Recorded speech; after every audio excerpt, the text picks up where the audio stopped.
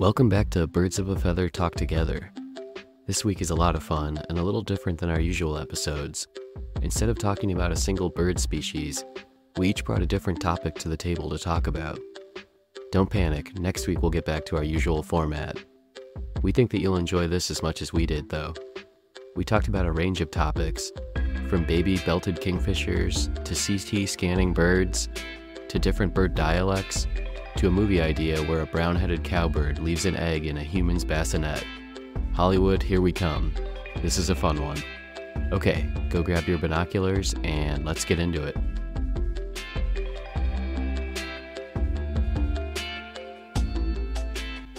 All right, welcome back to Birds of a Feather Talk Together. This is RJ and I'm with John, Shannon, and Amanda. And we're back this week. We don't have a specific bird that we're going to talk about this week, but we've just got some other topics that we all wanted to chat about. And yeah, so we jumped on to talk. I think, Amanda, did you have something you want to? Yeah, so I just want to preface this. RJ told me I could talk about whatever I wanted. Oh, no, now you're scaring me. No, scaring me. So, no, I was just going to say, this isn't going to be educational or smart. It's more like a silly thing just related to the podcast. So just a little story. We've mentioned this before, but we love to bird at the Botanic Garden. And recently, just maybe a couple of weeks ago, we were there and we saw what I think it was some type of fledgling, just a small bird that was alone, and it was actually like at the top of a doorway. People were taking pictures of it because it was making a lot of noise, and it was attracting a lot of attention because it was just this little tiny baby bird that was alone. And I wasn't concerned that I knew it would be taken care of because it was at the Botanic Garden. But RJ and I were talking about like what kind of bird we thought it might be, and he thought it might have been a cowbird. And he had this story in his head, like, that bird kicked out all the other baby birds in its nest, and now it's paying the price. And I was like, I don't know what kind of bird it is, but we kind of went back and forth. It was an ugly bird. It was an unattractive bird, I'll give you that.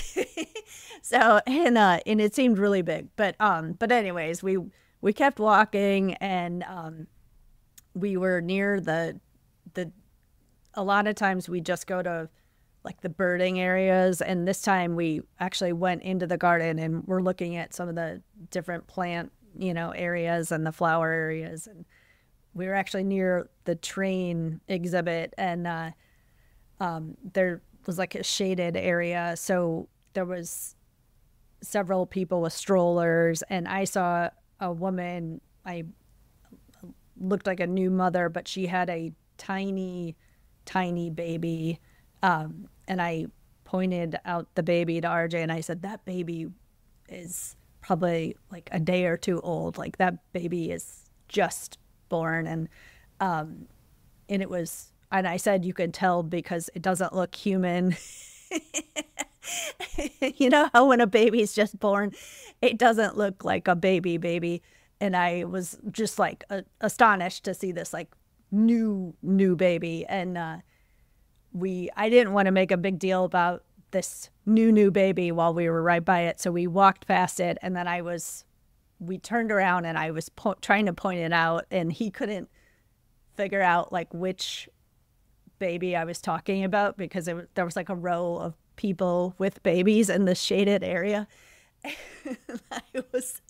I said something like it's near the tree, this baby, is near the tree. Like you're trying to point out a bird? Exactly. So this woman with this baby just happened to be near a tree, and he said, is it a cowbird? Like joking that this woman was cradling an actual cowbird, and and then we got on this kick of like, oh, what if what we learned when we talked about the brown-headed cowbird was that they, the mother lays them the egg in someone else's nest, and then that when the, bird hatches, it'll kick out the other birds who are supposed to be there from the nest and stuff. So we got on this kick. We think we want to do a young adult, or maybe either a young adult novel or a movie about this, about a cowbird who flies into the hospital, and then somehow we haven't figured out if the cowbird lays the egg right when the woman's about to give birth.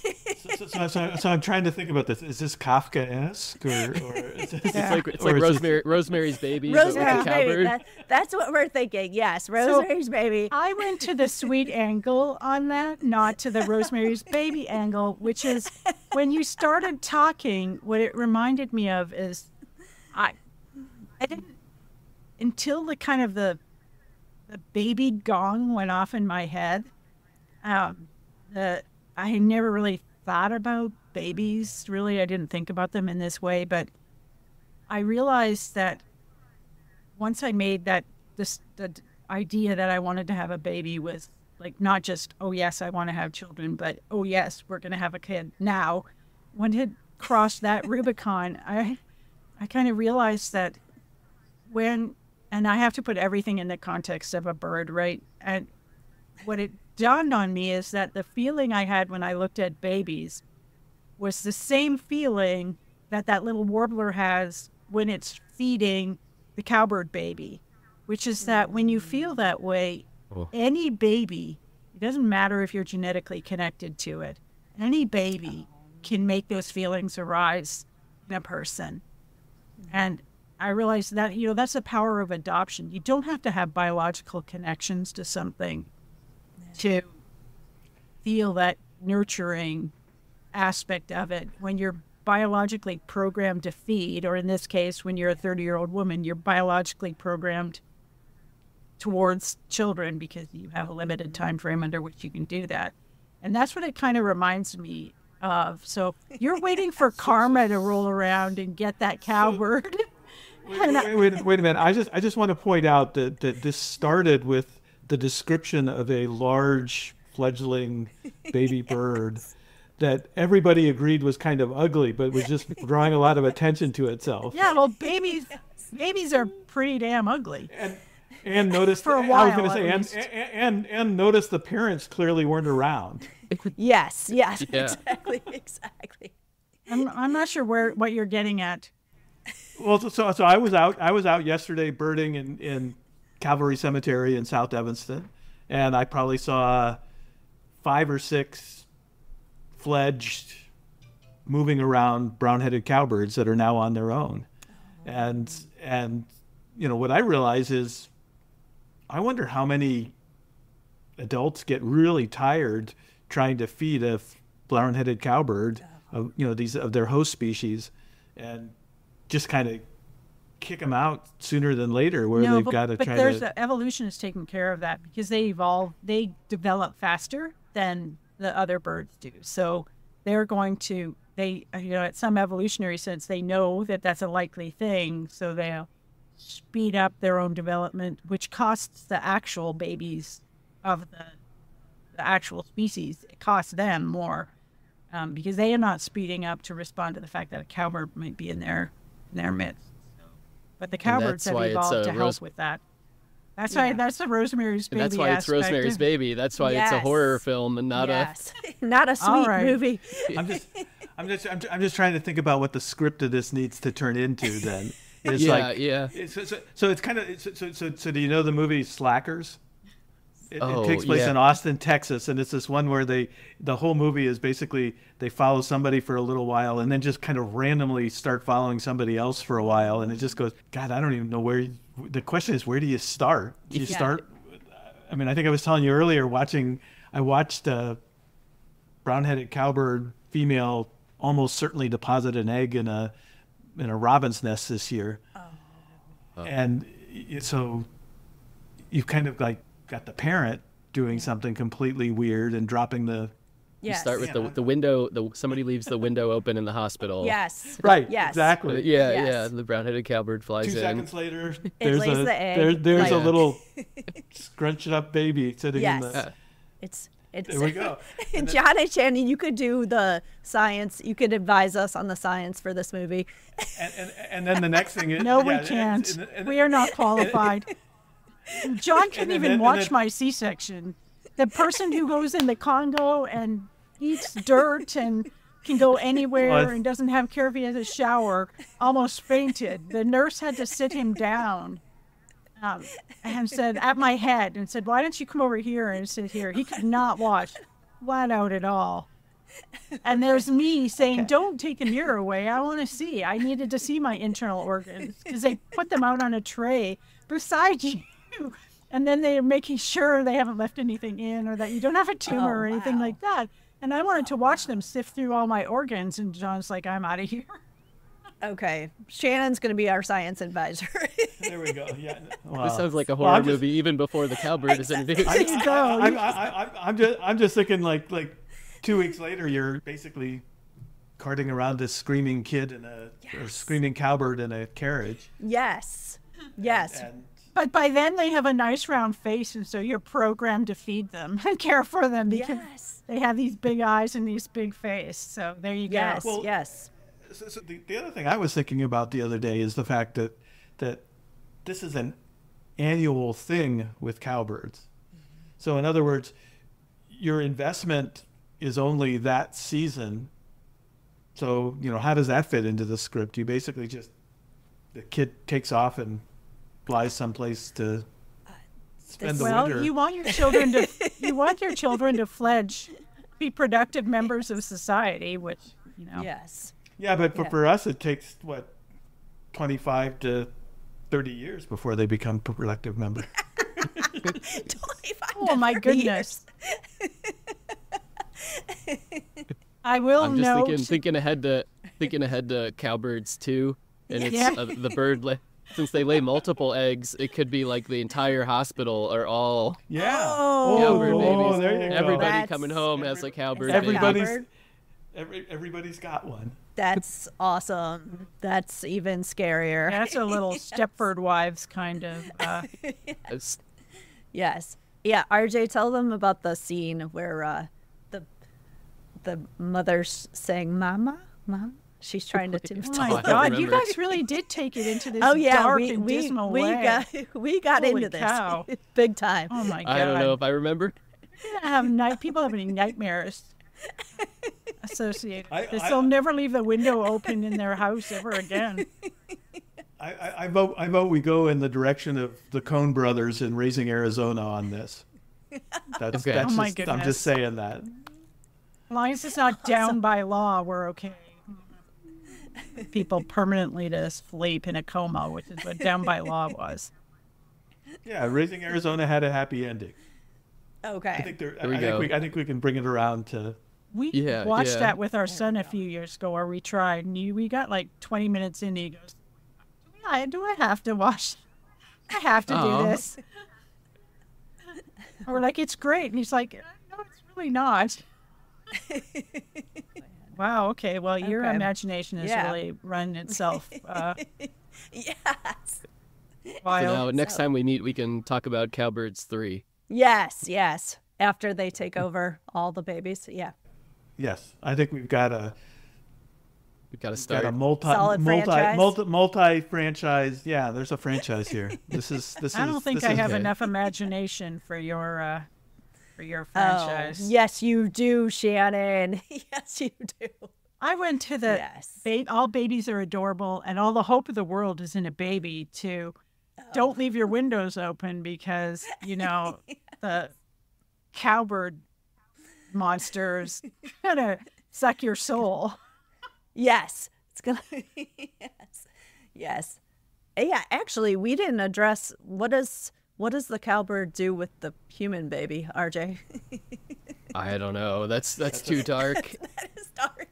We did not address that. In my mind, there were just a bunch of little, baby. What are they called? Where the babies sit in. It was just a bunch of little cribs in the hospital. Yeah. And one just happened. Bassinets. A bunch of bassinets, and one just happened to be open. It's and a added mom to took the that mix. one by accident. It got swapped out. So Exactly. You can put DNA testing in there too. How you find out that it's not really your baby. Yes. Ma'am, this is a cowbird. Yeah. Yeah, it's like the Except fly. it finds out on... It's like yeah, the fly, it finds right? out on 23andMe like 20 years later, though. Yes. Okay, well, now it's getting more interesting. Every time I watch, I've watched around here. It's a lot of times it's cardinals that are feeding cowbird chicks, and I always think at some point the cardinal goes, "You're not a cardinal." Like, Yeah. they at some point. I know. So I think that's But that eventually transition they're is- separated and they come back together, and the cowbird remembers the cardinal that raised it, and they kind of and doesn't make a happy parasitize it the ending. next time, and chooses not to parasitize it the second time around. That's the next step. That's the negative part. It's like, oh, this one's a sucker. I'm going to trick it now. Yeah. Exactly. That might get some pushback, right? Yeah. I know. Yeah. Well, I think talking about cats thought- is dark. yeah. Now we've really gone off the rails. Yeah. But I like what John's saying. I've always thought about that, like, because like a big plot hole in our movie would be that a woman knows what a human being looks like. Yeah, but She would be able to- if they're so programmed, but the warbler knows what their babies look like too. It's only in the presence of the cowbird that natural instinct can be used for something not what is natural. So you get that's great. There right? we go. So you get So no plot programmed. hole. No plot hole. If you catch them at the right moment, there's humans put a lot of investment in. That thing is too small, just too big for the hole it comes out of. So if it didn't really trap a female into caring for it, there's no way we do this more than once. There's like no fucking way. See, now what I'm seeing, so now I'm seeing multiple stories where you could cover the things that are ejectors that actually, or like yellow warblers, which will build over the nest and just cover up the egg and stuff. Oh. Yeah. So you could actually There we go. have multiple scenarios. Oh, I love that. There you go. Yeah. Cowbirds 4. 5, 6, 7. Yeah. We got the franchise. And then Man. the cowbird's extinction, revenge of the cardinal.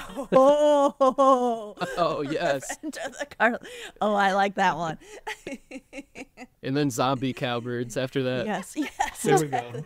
The fungi, when the fungi get involved. Yeah. Oh man, we're set. What are we doing podcasting? We should I be know, Yeah. right? writing scripts. Yes. So, yeah, we need your guys' help with that. So get ready.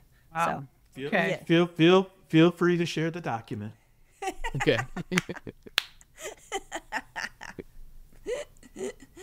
okay. All right. All right. Well, I had something I wanted to chat about, but it's going to be hard to follow that. That was awesome, Amanda.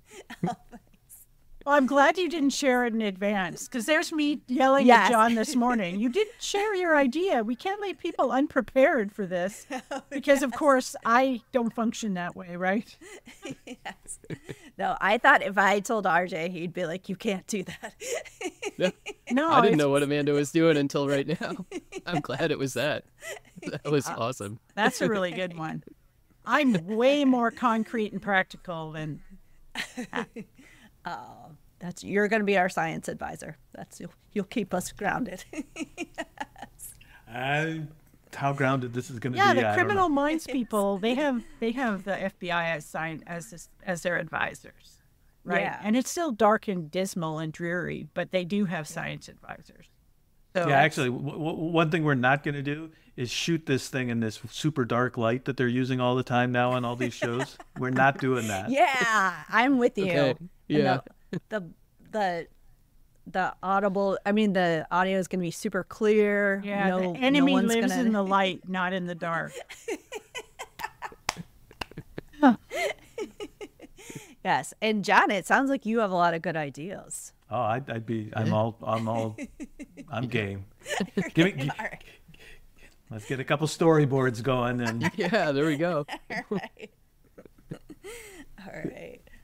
The murder board. That's what the FBI people call it. The murder board. The murder board. Nice. All right, RJ, what do you got? All right. So mine is not as funny as Amanda. It's not really funny at all. But no, I just wanted to share a story. This is also at the Botanic Garden too, where Amanda and I do a lot of our birding.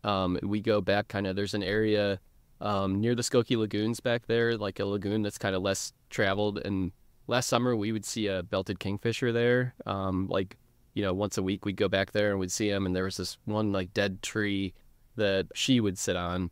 And it was always super exciting to see her. And this year we've been kind of waiting to go back there, or waiting to see her. We went back a bunch of times and keep looking kind of at the same tree. There's like 2 different trees. She would go back and forth and didn't see her. And just a week or 2 ago, Amanda and I went there, and it's far enough away that you can't really see with like your own eye. You need your binoculars, but we know that we've seen it there before.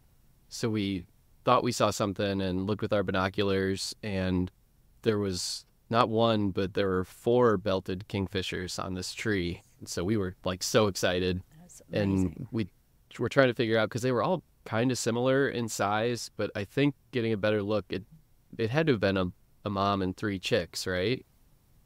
Or, I mean, it could be the male was there and there were 2 chicks, or okay.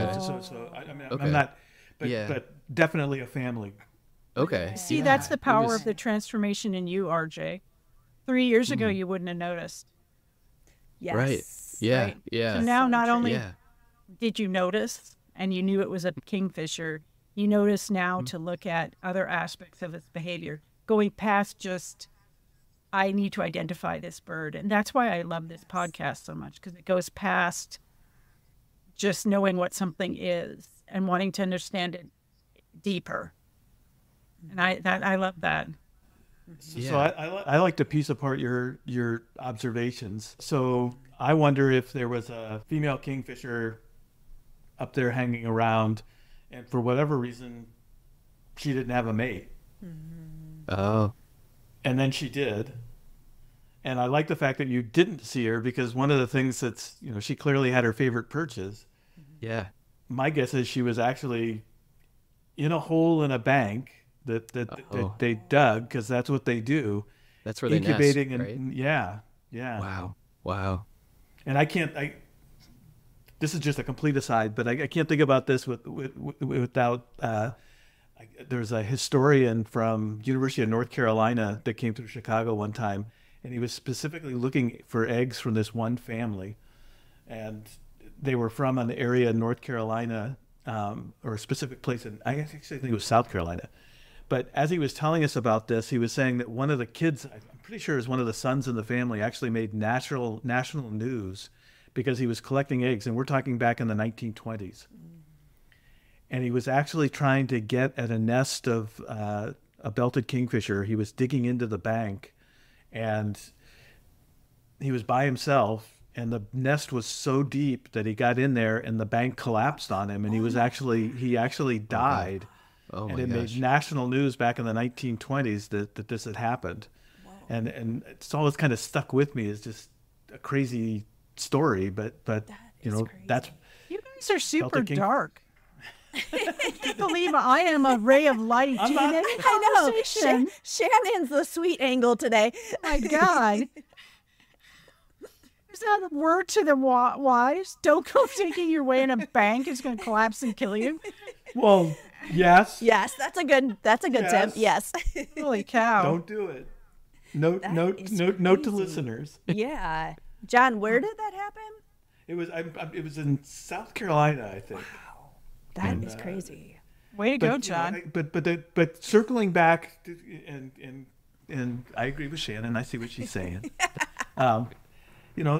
What you see in the case, is that this was a successful nest that fledged a couple of young, and killed a human. No, that happened a long time ago. Now what's going on is those kingfishers are learning how to be kingfishers, which is incredibly cool. Yeah. Well, so we saw the 4 that were up there, and then we think was the mom fly away and go to another tree that was on the other side of the lagoon, And then the other three just kind of sat in that for a while, and we were wondering if it was like maybe she was kind of giving them their space and letting them do their own thing, and if those were the chicks, or I'm not quite sure. But we didn't have our camera with us, so we were like, the next day we want to go back and get a picture of all four of them, and we haven't seen all four together since that first day when we only had our binoculars. Yeah, so birds fledged quickly. So that got us thinking.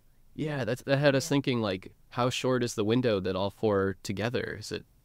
I mean, just a day. Really short for working people who don't go to the Botanic Garden every day. But it's also it's also one of the least studied things. And as much as I love migration, because obviously there's all this diversity and things going by, I actually think this time of year when you start seeing these fledged young is I mean, at some level it's a much more important time with respect to getting things started. Mm-hmm. So how do those kingfishers learn to become kingfishers? How do they learn to dive into the water? I mean, Shannon's talked about this. How do you convince yourself that there's actually fish under there? And yeah, we're gonna, when we do a kingfisher, don't give too much away. When we do a kingfisher episode, we're gonna talk about my crazy ideas are very concrete. They're not. You guys are way more creative than I am. No. I didn't even think about this assignment, RJ. I didn't think about this assignment. I'll just point out that. I'll just point out that brown-headed cowbirds have parasitized an unbelievable number of species, and I'll bet belted kingfisher is not one of them. Oh. Are you sure? We should look. You need to look. I don't know the answer to that. I'll go look in the nest by the lagoons. There we go. Climb in there. That's Kingfishers one. Go with him, Amanda. I will. I'll have a camera for Kingfishers one. But put a tether on your leg so she can pull you out. Yeah. It's been really interesting to me to watch, birders of all different levels of experience and things just completely fall, and even non-birders fall in love with watching the piping plovers at Montrose. And at the same time, one of the interesting things is what happens as those chicks come out of the nest and the next steps. Yeah, nature red in tooth and claw happens. They die. And I was thinking, I don't think I've ever seen fledgling belted kingfishers. And it's, I think a lot of it's just that you've got to be out in the right place and the right time to see them. And that's true with so many of these birds, is that if you want to see young ones, you've got to spend time to do it. And in other examples, so Shannon and I were talking about Canada geese, because one of the retired curators at the museum is always sending me pictures of how many Canada geese live in the neighborhood that they live disgusting. In now. Up in the. I'm glad Pete doesn't play soccer anymore. Gross. But I still get a kick out of that. I mean, there are situations, and again, I guess I'm going to get dark, but several of the places I go, the Canada geese nest every single year, and I'm reasonably convinced that the local coyotes are probably just feasting on the young, such that they don't get anywhere, and you think about what we talk about this with Mary Hennon and the peregrine falcons too, is it's incredible what happens in the museum at the time the peregrines start to fledge, because so many people are watching these nests in various places downtown that oftentimes the chicks come down to the ground when they make their first flight. Oh wow. And they're actually okay, but they're obviously in a pretty exposed situation. Well, the phones will start ringing because people know to call Mary, and she goes out and picks them up and takes them out, and they'll either take them back and put them on a perch nearby where the adults can find them and feed them if they're okay, or if they're not, they'll take them to the rehab centers, and a lot of times they're able to get them to the point where they can take them out and release them later on in the fall. Yeah, she often has to go onto Facebook and say, look, we're aware of this. This is a natural thing. Because she gets so many phone calls and texts and messages about things like that. I get things like that too. My friends are like, well, there's, the it's going to fall off the ledge. I'm like, no, it's not. Yes, it is. It's at the edge. I don't see all the babies. I'm like, that doesn't mean they're not there. Yeah. But in all the time I've spent working in the field doing stuff, I think over the last 15, 20 years, I've come to appreciate this time of year where young are fledging more than almost any other time of the year, just because you can always see new things. But the amount of work it takes to understand this part of the annual cycle of birds is a lot, which is why if you come into any collection, not just ours, you'll find very few representatives of a baby animal, almost none. So even if you look at something like robin, which is one of the most common birds in North America, if you chart the whole annual cycle and look at what you have throughout every month, there's almost no baby birds. So there's that part of their development is almost nothing is known about, which you think is even. So that means that for 98% of the birds, we know almost nothing. The nest isn't necessarily even described, let alone any other aspect of development. So that's an interesting. And that's because they're prey mostly. Because it's hard. Oh yeah. It's hard to follow. But I only know this because I tried in a summer with a friend of mine, Kevin Burns, the person who's going to come on and talk about tanagers, because we needed to have baby birds because we're charting how two different populations of birds became so morphologically distinct and when that happens in their developmental pathway, which means you have to have enough and you have to have numbers of them because one is an anecdote, it's not data. And so then you have to have enough and you have to have them from all of the different stages of development. So say it takes 10 days for a bird that's born to a bird that can get away on its own. If you're an altricial bird and you're basically naked and helpless when you're born, you have to have samples from all of those days in between when the bird can be independent and when the mother and father sometimes is feeding them so much. And there's nothing. It was super hard. And there's no way you could do anything else at that time but follow that one species.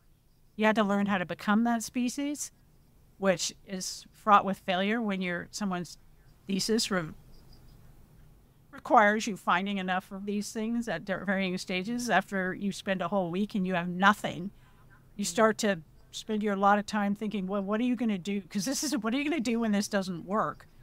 But eventually you become so attuned to the behavior of an individual bird that you understand the tiny micro behavioral changes that happen when it's near its nest, when it's all of these developmental stages. But you have to watch 8 hours a day, getting up before dawn. You have to watch until you figure it out. And almost nobody has time for that. That's why we know almost nothing about the developmental aspects of these birds. Someone like Ayana will know a lot more about these because she has a whole cadre of people focusing, relatively speaking, on a few species. But most birds in the wild, we don't know very much about that at all. Yeah, I wonder where the nearest next belted kingfisher nest is to the botanic garden. Yeah, we don't know that either.